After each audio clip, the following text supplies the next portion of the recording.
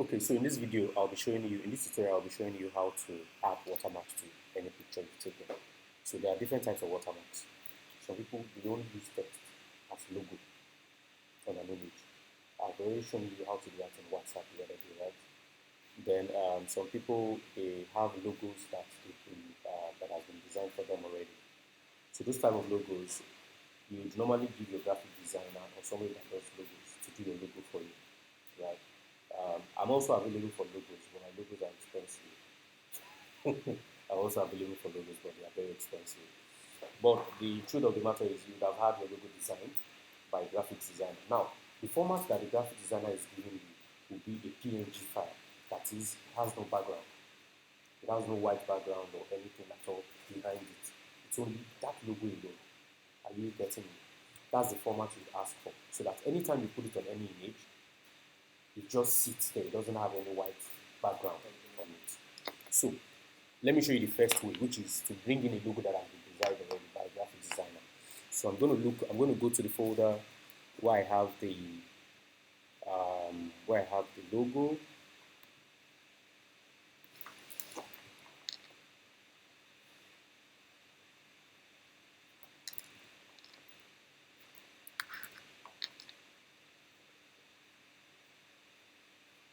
I know I have lots of them here, so let me just choose anyone that I come across.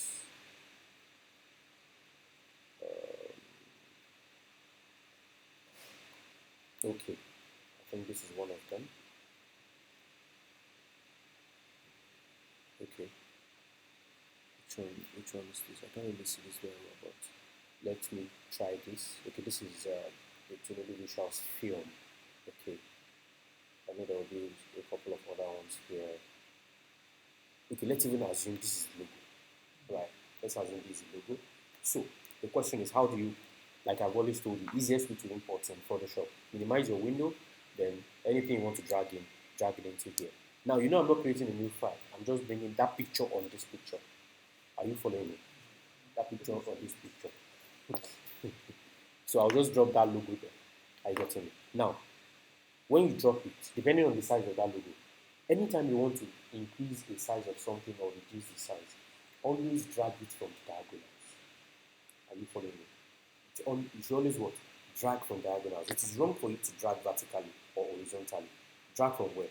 The diagonal. Are you following me? So I want to increase the size of this now. I am done with the size. Let's say this size is okay for you. One thing you have to also put in mind anytime you are adding logos, your logo should not be too big to the point that it will steal from the picture. It shouldn't be too big. It's even better for it not to show too much.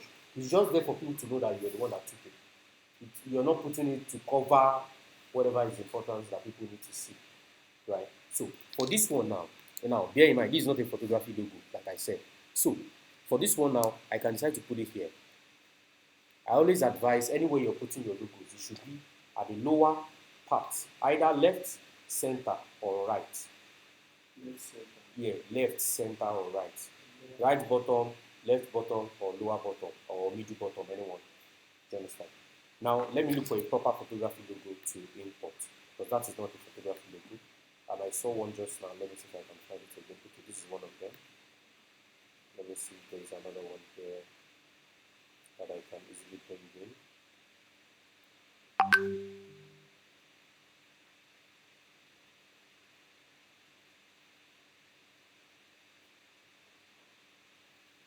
Okay, I can use this one. This to individual film. So for this now, I minimize the window and I drag the logo inside.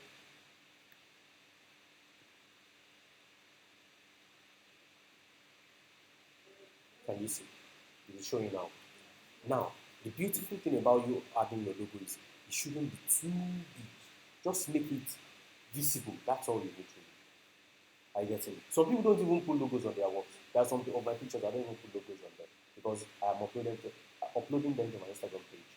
So I don't need to put the logo on them. Right? But for you, you need to put your logos. People need to know that okay, that is your work out there. You get. So you don't want it to be too big. So for this picture now, like I said, you can put it middle. I always like mine at the middle, like bottom center. or center button, anyone, or right button.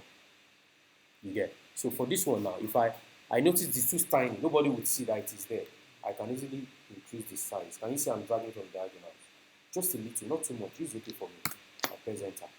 My logo has been imported like that. You notice that the visuals is not showing because this logo was designed for a film, for any film that is being produced. I designed it for it. It's designed for anything, a dark background rather. That's why I designed it for. Now imagine this picture was not there and my background was black. Let me show you so that you would see that logo was primarily meant for a black, what's it called?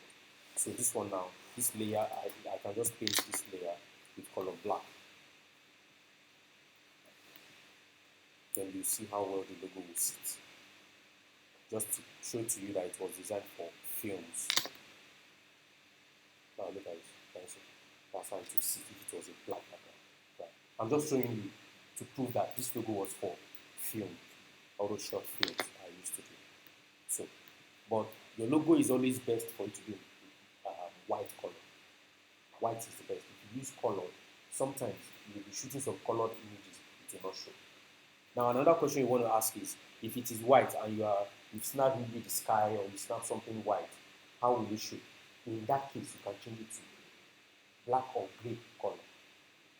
It's very easy to do that. Let me show you this one. Now you see that visuals in this picture is not showing, right? So I'll come to this particular layer that I'm on. I'll double click this layer. Then I'll come and choose color overlay in this dialog box that opens. When I click on, you click on color overlay, enable it, then come to where this color is. Choose whatever you want. If I change to red, can you see that change to red? If I change it to black, it has changed to black. But I want to use something that's going to show in that particular picture. That is how you can convert your colored logo to what? Black or white. It's very, very straightforward. So look at that now. I've overlaid white color on that existing logo. So it's no more red. So I can even turn it off. I've told you all these things. They are for turning something on or off. If I turn this color overlay off, what do you think will happen to the logo? It will return to the black, to the red and white. So see. But I want everything colored with what? White. So when I do this, what about what? No, it's the same. It is showing me under effects. What I did was color overlay. Do you understand? If I do this, it's still the same. Do you understand? It's still the same. So that is how you do that in Photoshop. As simple as that. Let me try another logo. Let me see if I have another logo in that folder. I know I have a folder containing logos. Perhaps I named it to do logo. To do logos. This is what I've been looking for. So I can choose any of these logos that I have here.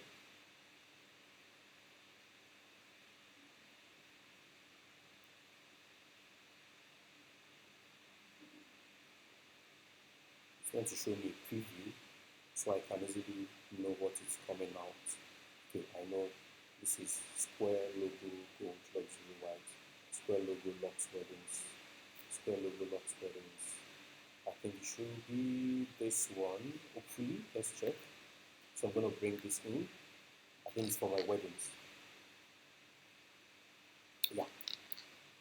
Can you see? So I'm going to reduce the size. I don't want it to be too big. If it's a wedding picture, or let me just bring in a wedding picture. Let me just show you the process one more time. Bring in a wedding picture and try to put the logo on it.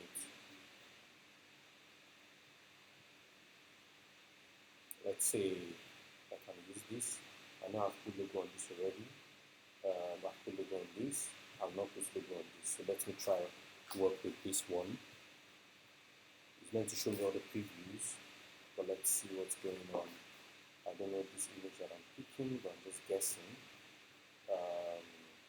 So let me just select this. Hopefully it's not one of those family members of the couple.